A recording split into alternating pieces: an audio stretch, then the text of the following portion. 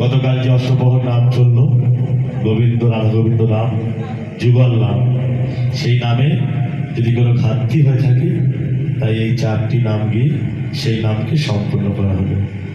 এখন আমরা সবাই মিলে গৌরকে শয়ন মন্দিরে প্রবেশ করিয়ে আমরা কুঞ্জ হতে সবাই একসাথে বার হব, কেউ চলে যাবেন না।